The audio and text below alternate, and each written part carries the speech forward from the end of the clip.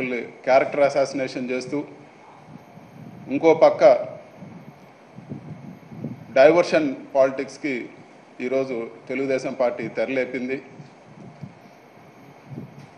ఎక్కడ ఏం జరిగినా కూడా అసలు దాంట్లో వివరణ తీసుకోకుండా పూర్తిగా అవాస్తవాలన్నీ కూడా రకరకాల విధాలుగా ఈరోజు ప్రచారం చేస్తూ ఉన్నారు. ఇప్పటికీ 3 సార్లు ప్రెస్ మీట్ పెట్టి మదన్పల్లిలో జరిగిన ఇన్సిడెంట్లో నిజాలు తేలాలి, మా అఫిడవిట్లో లేని ఆస్తులు ఏమున్నాయి, 1000 ఎకరాలు అన్నారు. ఒక మంత్రి 100 ఎకరాలను మాట్లాడతారు, ఒకరు 1000 ఎకరాలను మాట్లాడతారు. ఎక్కడ ఇంత గవర్నమెంట్ మిషనరీ మీ చేతిలో ఉంది, పోలీస్ డిపార్ట్మెంట్ మీ చేతిలో ఉంది, రెవెన్యూ సెక్రటరీ కూడా అక్కడికి రావడం జరిగింది. మరి ఎక్కడ ఆ ఫైల్స్ ఎక్కడ మిస్ అయినాయి, లేకపోతే ఎక్కడ తప్పు ఉందో చూపిమని చెప్పి కూడా మేము చెప్పడం జరిగింది. 3 సార్లు అడిగినా కూడా చెప్పకుండా మళ్ళీ అదే వార్తలు ప్రచారం చేయడము, ఇవన్నీ కూడా ఒక పద్ధతి ప్రకారం జరుగుతున్నాయి. మరీ ముఖ్యంగా గత 2 రోజుల మునుపు ఇవన్నీ కూడా తప్పుడు వార్తల పైన డెఫమేషన్ ఫైల్ చేయడానికి నోటీసులు ఇవ్వడం జరిగింది ఈనాడు యాజమాన్యానికి. ఎప్పుడైతే ఈ నోటీస్ ఇచ్చామో గత 2 రోజులుగా మరి మెయిన్ పేపర్లోనే పూర్తిగా అవాస్తవాలన్నీ కూడా ప్రచురిస్తూ ఉన్నారు. రకరకాలు అవి చూస్తే ఒక దావుద్ ఇబ్రాహిమో లేకపోతే ఒక సినిమాలో ఫ్యాక్షన్ విలన్లు ఏ విధంగా ఉంటారో ఆ విధంగా రకరకాల కథలు రాస్తూ ఉన్నారు. ఇవన్నీ కూడా ఎలక్షన్ ముందు కూడా ఒక క్రమం, ఒక పద్ధతి ప్రకారము క్యారెక్టర్ అసాసినేట్ చేస్తూ రకరకాల దుష్ప్రచారాలు చేశారు. వీటికి కూడా ఆధారాలు లేవు. ఆధారాలు చూపిమంటే ఎక్కడ కూడా ఆధారాలు ఉండవు. ఇన్ని దుష్ప్రచారాలు చేసినా కూడా ఎలక్షన్లో గెలవడం జరిగింది. మళ్ళీ కూడా ఇప్పుడు అది ఓరవలేక ఇప్పుడు మళ్ళీ కూడా అదే పద్ధతి కొనసాగిస్తున్నారు. గత 2 రోజులుగా చూస్తే దారుణమైన న్యూస్ రాస్తూ ఉన్నారు. నేను ఒకటే చెప్తా ఉన్నాను, దేశంలో కల్లా అతిపెద్ద స్కామ్ ఈ మార్గదర్శి స్కామ్ అని చెప్పి కూడా తెలియజేస్తాను. సహారా స్కామ్ అనేది ఎక్కడ కూడా దీనికి సరిపోని విషయము. ఇవన్నీ కూడా నిజాలన్నీ నిగ్గు తెలిసే విధంగా ఖచ్చితంగా ఇవన్నీ కూడా పార్లమెంట్లో కూడా నేను రేజ్ చేస్తాను. ఆర్బీఐ కూడా ఈరోజు మార్గదర్శి బిజినెస్ మోడల్నే తప్పు పట్టింది. అఫిషియల్గా వాళ్ళు కోర్టులో కూడా ఫైల్ చేయడం జరిగింది. ఖచ్చితంగా వీటన్నిటిపైన కూడా అడిగే వాళ్ళు లేరని చెప్పి ఒక బ్లాక్మెయిల్ లేకపోతే ఒక అవాస్తవాలు ప్రచురించి ఎదుటి వారిని రకరకాలుగా ఇబ్బందులు పెట్టే ప్రక్రియకు ఈరోజు ఈనాడు మరీ ముఖ్యంగా ఈ గత కొన్ని వారాలుగా గత 2 రోజులుగా చేస్తూ ఉన్నారు. వీటన్నిటిని కూడా అడిగేవారు లేరని చెప్పి ఈరోజు ఇవన్నీ కూడా చేస్తూ ఉన్నారు. ఖచ్చితంగా ఈనాడు సంస్థలు అదేవిధంగా మార్గదర్శి చిట్ ఫండ్ స్కామ్ ఈరోజు కూడా చూసాము.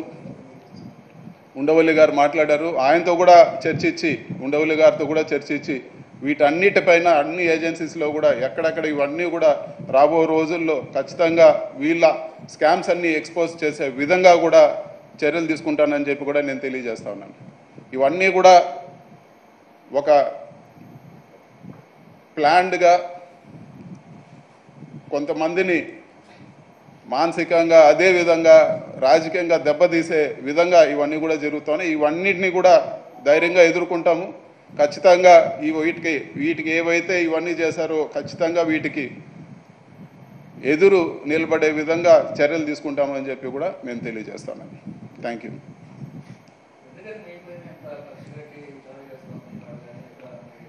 వాళ్ళని అడగాలి, మీరు ఈనాడుని వాళ్ళని అడగాలి. అసలు ఎక్కడ కూడా వాస్తవాలు లేకుండా ఇష్టం వచ్చినట్లు నోటుకు వచ్చినట్లు అసలు అవి ఆరోపణలు కూడా దారుణమైన ఆరోపణలు అన్నీ కూడా చేస్తున్నారు. నియోజకవర్గ ప్రజలందరూ కూడా తెలుసు ఎవరు వ్యక్తిత్వం ఎటువంటిది అని చెప్పి.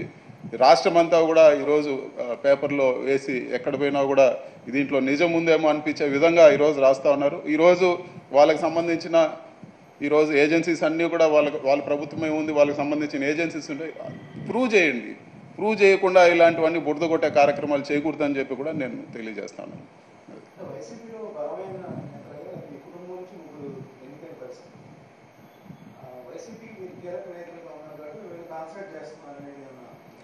అంటే ఖచ్చితంగా ఇప్పుడు చంద్రబాబు ఇవన్నీ కూడా చూస్తే ఈనాడు యాజమాన్యం చూస్తే మునుపే ఈ విధంగా కనిపించలేదు. గత కొన్ని నెలలుగా ఎలక్షన్ ముందు నుంచి కూడా స్టార్ట్ అయింది. ఇప్పుడు చూస్తే పూర్తిగా ఈనాడు మేనేజ్మెంట్ అంతా కూడా తెలుగుదేశం పార్టీ చేతుల్లో లేకపోతే చంద్రబాబు నాయుడు గారి చేతుల్లో ఉండే పరిస్థితి ఈరోజు కనపడతా ఉంది. ఎక్కడ కూడా ఈనాడు యాజమాన్యం ఈ పేపర్ నడుపుతున్నట్టు కూడా ఎక్కడ కూడా అనిపించడం లేదు. కేవలం ఒక తెలుగుదేశం కరపత్రక లాగా కేవలం వాళ్ళు ఎవరైతే టార్గెట్ చేయాలో డైవర్షన్ పాలిటిక్స్. ఈరోజు సూపర్ 6 అనేది పూర్తిగా గాలికి వదిలేశారు. సూపర్ 6 పథకాల గురించి మాట్లాడేదానికి లేదు. ఎవరైనా కానీ నోరు తెరిస్తే వాళ్ళపైన ఏదో ఒకటి బురద కొట్టే కార్యక్రమాలు ఇవన్నీ కూడా ఒక ప్లాన్డ్గా జరుగుతూ ఉంది. ప్రజల దృష్టి మరల్చేదానికి ఈరోజు ఇవన్నీ కూడా ప్రజల దృష్టి మరల్చేదానికి ఇవన్నీ కూడా చేస్తూ ఉన్నారు. వాళ్ళు ఏదైతే ప్రామిసెస్ చేశారో ఇవన్నీ నిలబెట్టుకోలేని పరిస్థితి ఈరోజు. వీటన్నిటిని కూడా ఈరోజు మనమే చూసాం. అసెంబ్లీ సాక్షిగా వాయిదాలు వేసి మేము ఇప్పుడే చేయలేం, మాకు సంవత్సరం టైం కావాలి, ఇంకోటి కావాలని ఈరోజు అన్నీ కూడా పనికిరాని రీజన్స్తో ఈరోజు అన్నీ కూడా వాయిదాలు వేస్తూ ఉన్నారు. ఇవన్నీ కూడా ఒక డైవర్షన్ పాలిటిక్స్. ఇవన్నీ ఎదుటి వాళ్ళని క్యారెక్టర్ అసాసినేట్ చేసి ఎదుటి వాళ్ళని ఒక ఇబ్బంది పెట్టి ఇవన్నీ కూడా ప్రజల్ని డైవర్ట్ చేసే పనిలో భాగంగానే నేను భావిస్తున్నాను.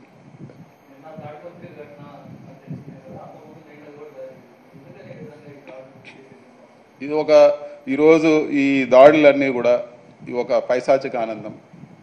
ఎలక్షన్ ఒక సంవత్సరం ముందు నుంచి కూడా చూస్తే లేకపోతే 1.5 year ముందు నుంచి చూస్తే ఎన్ని దాడులు చేస్తే ఎన్ని కేసులు పెట్టుకుంటే మీకు అంత రాజకీయంగా ప్రమోషన్ ఇస్తానని చెప్పడము, మీరు ఎన్ని గొడవలు చేస్తే మీకు అంత రాజకీయంగా మంచి ఉన్నత స్థాయిలో పెడతానని చెప్పి డైరెక్ట్గా లోకేష్ గారు చంద్రబాబు నాయుడు గారే స్టేజ్లో వాళ్ళ పార్టీ మీటింగ్స్లో మాట్లాడడం జరిగింది. అలా రెచ్చగొట్టినప్పుడు ఈరోజు అదే కంటిన్యూ అవుతుంది. ఈరోజు చేయి దాటిపోయే పరిస్థితి. ఈరోజు నాపైన దాడి చేసి మళ్ళీ నాపైన హత్యాయత్నం కేసులు పెట్టిన పరిస్థితి. అంత దారుణంగా ఈరోజు లా అండ్ ఆర్డర్ కూడా ఉంది. ఈరోజు ఎక్కడ కూడా కంట్రోల్ అయ్యే పరిస్థితిలో కూడా ఎక్కడ కూడా కనపడడం లేదు.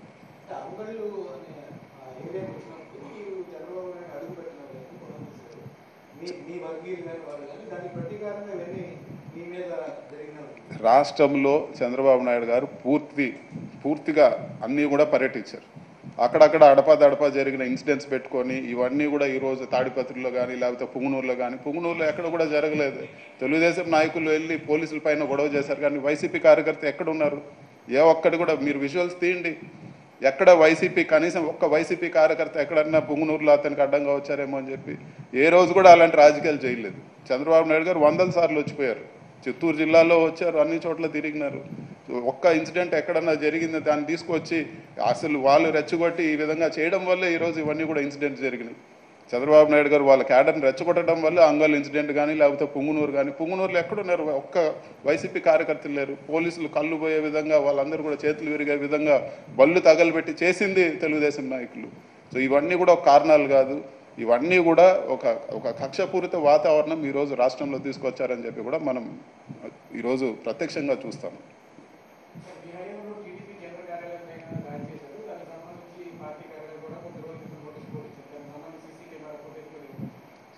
ఎక్కడ కానీ ఏ ఇన్సిడెంట్ జరిగినా కానీ మేము కోరుకునేది ఒకటే, న్యాయంగా ఉంటే ఉండండి. ఒకవేళ నిజంగా ఉంటే ఎక్కడ ఏ ఇష్యూ జరిగినా కూడా కరెక్ట్గా లా అండ్ ఆర్డర్ కరెక్ట్గా పనిచేయాలని చెప్పి మేము కోరుతున్నాం.